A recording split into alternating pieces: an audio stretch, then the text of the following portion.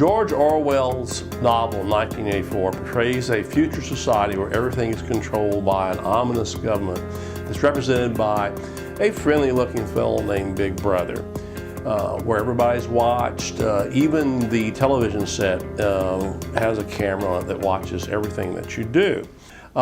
What Orwell's book is so good at, and it's very prophetic, is predicting where the future of technology would lead our society. And we see everything that Orwell has talked about in his book 1984, and if you've not read the book, you should, because it does do a very good job of predicting where we're headed, or where we are right now. Surveillance cameras are everywhere. If you go to get your ATM card or get money out of the bank, you're followed. You go to the store, you're following surveillance cameras. Weather satellites overhead follow every move that you make if you are a suspect. And who knows, because as we found out under George Bush in his presidential administration, the National Security Agency actually has been listening on phone calls of Americans, and now they have this master computer that they have established at the National Security Agency, which will read everything off the internet, your emails, and be able to track your every move. Even your television set now through Google is equipped with a device that they can hear your conversations. So everything Orwell predicted is happening essentially. So we've moved into really very slowly but very gradually Madison Avenue style Orwell's government. All we need is a friendly face. And the new president is loved by the media. And again, we have to be very careful what the media says about our government officials. We forget that the people who started America said we ought to mistrust all those in power. There have been a lot of depictions of the future in novels like Orwell's novel, but probably the best depiction that I've seen about where the future headed are in movies. And here are 10 of my favorite movies, which I think give a pretty good and accurate prediction of the future. Fahrenheit 451, made in 1966, is about a future society where people are addicted to drugs, they're completely into television, and really don't care what's happening out in society to certain so-called freedom fighters, which are people who want to read books. Books are banned, and it's actually the job of firemen to go out and find books and burn them. THX 1138, made in 1970, is about a society in the future where people are drugged, so they won't know the difference between what is happening in their society. Everything is run by technology, and the government uses pain prods. These kind of strange robotic police use pain prods to keep people in line. They're electric shock batons. Sounds a bit like tasers. A Clockwork Orange, made in 1970, is a prediction of a near future where things are out of control and chaotic, and punks run the land, and gangs, and there's chaotic violence, and the government has to break down chaotically to get the citizens under control.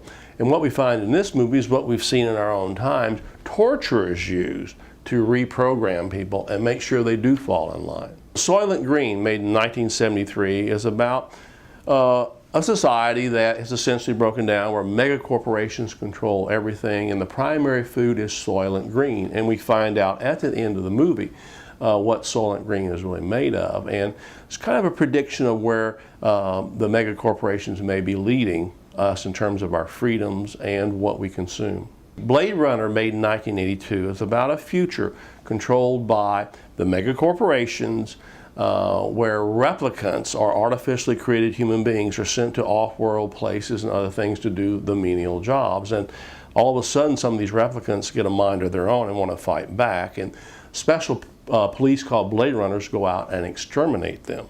1984, the movie, made in 1984, is the best depiction of Orwell's technological nightmare where everybody is controlled, where there really is no freedom. If you step out of line, you're going to find yourself in a lot of trouble.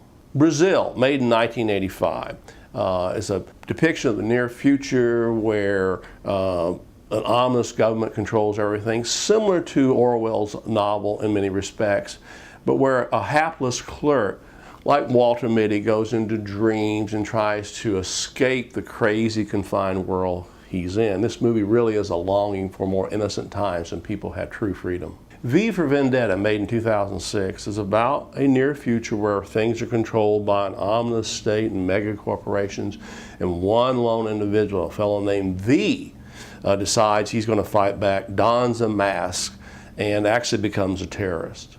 Children of Men, made in 2006, is about a future controlled by a military state and mega corporations where people can no longer procreate, but all of a sudden there's hope. A woman becomes pregnant, and there is some kind of hope for the future. Land of the Blind, made in 2006, is one of the best depictions, I think, of what we could be seeing in the future. Here, based on historical incidences, various dictators are combined into the figures we see in this movie. There's a fellow in prison played by Donald Sutherland who is a liberator. He's finally liberated, becomes the head of the state. Everyone loves him and trusts him. And what we find out, he becomes a monster as well, like we've seen in history. The thing about this movie, though, is that people are totally reprogrammed over and over. If they step out blind, they're put in prison, and they're taught inane phrases, and they're brought into line through programming. And that's how Orwell's novel ends, with Winston Smith being reprogrammed to the point where he's frightened to death of rats. They put rats in with him, and all of a sudden he's ready to relent. He finally writes 2 + 2 = 5, and he's reprogrammed. And Orwell's book ends with 4 words, which I hope are not the epitaph of our times. He loved Big Brother. But 2 always makes a 5.